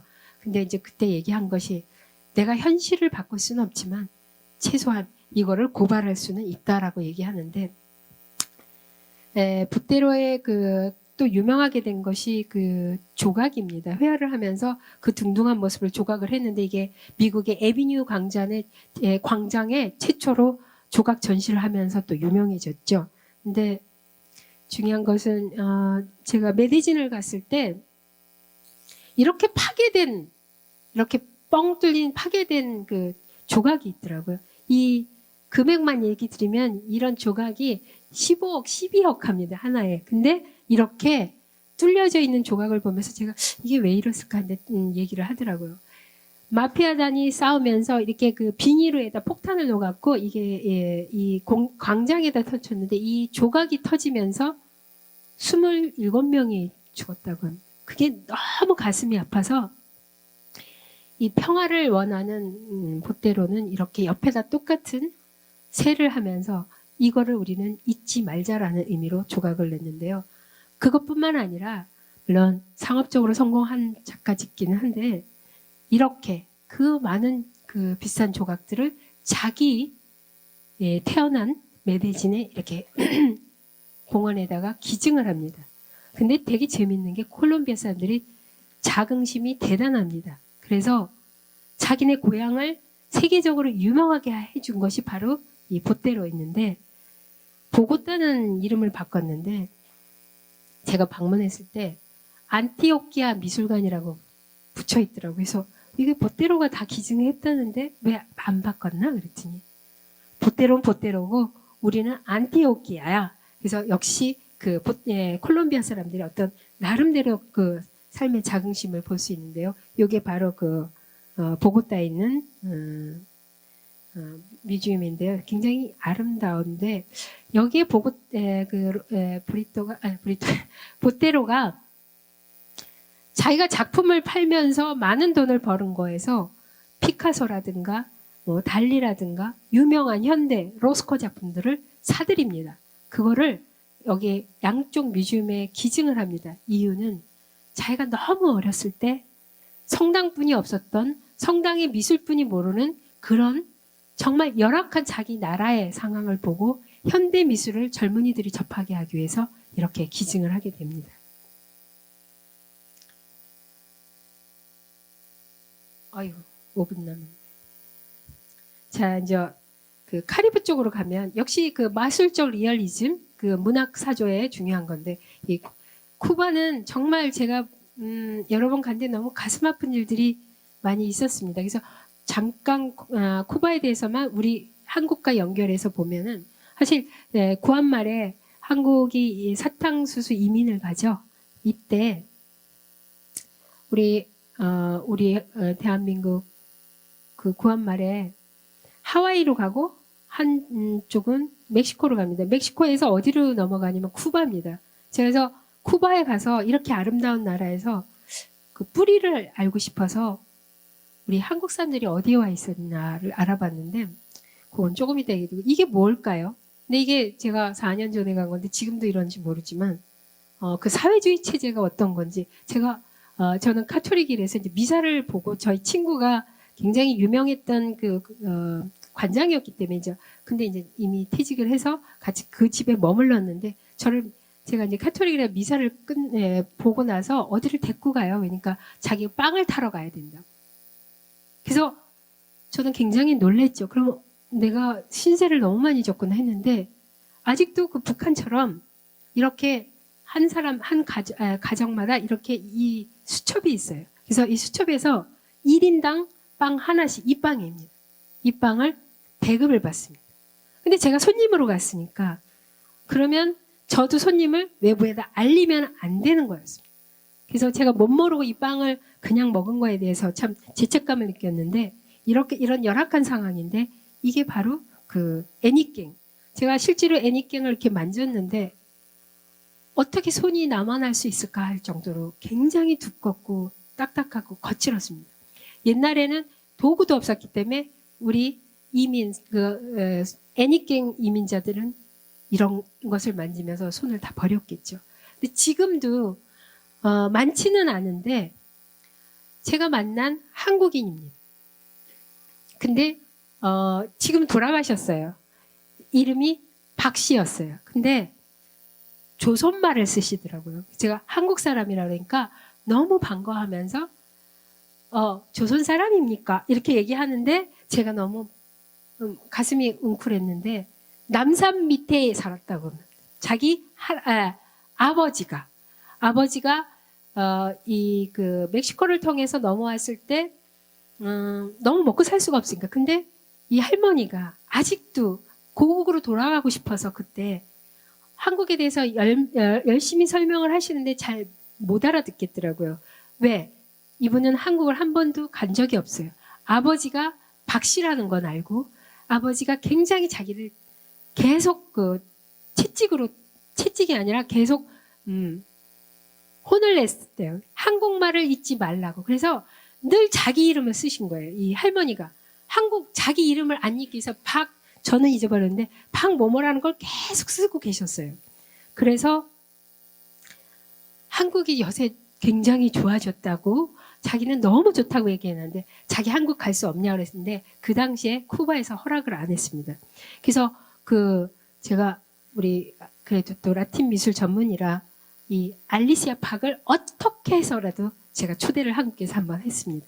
알리시아 파크는 스페인계 아버지와 이 한국 어머니 사이에서 태어나서 근데 이 어머니가 그 얘기를 하십니다. 자기가 먹고 사는 게 너무 힘들어서 우리 알리시아한테는 한국말을 가르쳐 준 적이 없다. 이게 가장 뼈아프다라고 얘기를 하는데 또 4세가 나왔죠. 이 친구도 쿠바에서 지금 그 디자인을 공부하는데 그렇게 한국에 이제는 K-팝까지 알고 한국을 가고 싶어갖고 굉장히 노력을 했어요. 한 번이라도 오고 싶어 했는데 역시 이거 역시도 굉장히 어려웠던 부분이 있는데 글쎄 오바마 정부 때는 뭔가 변화가 있다가 지금 다시 닫힌 그런 것이 있는데 작가에 대해서는 얘기 안 하고 지금 20분이라 이 할머님이 돌아가시면서 저한테 부탁을 한 게 이거였습니다. 자기가 갖고 있었던 이 서류가 한국인임을 증명했는데 이거를 저도 가슴 아픈 게 KBS에서 한번 취재를 와갖고 이걸 갖고 가갖고 나올 수가 없었다. 인정을 못 받았다라는 거라서 이거를 사진으로 남겨놓고 계셨더라고요. 제가 더 설명을 드릴 수 있는 부분이 아마 지금 20분이라 여기서 끝내야 될 것 같고요. 제가 아까 퀴즈를 낸다 그랬죠. 책을 하나 드리기 위해서 일단 간단한 거. 세계 역사를 바꿨던 콜럼버스가 몇 년도에 손들어서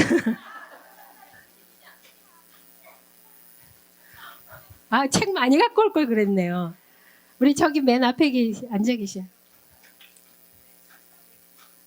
맞습니다. 그게 워낙 위대한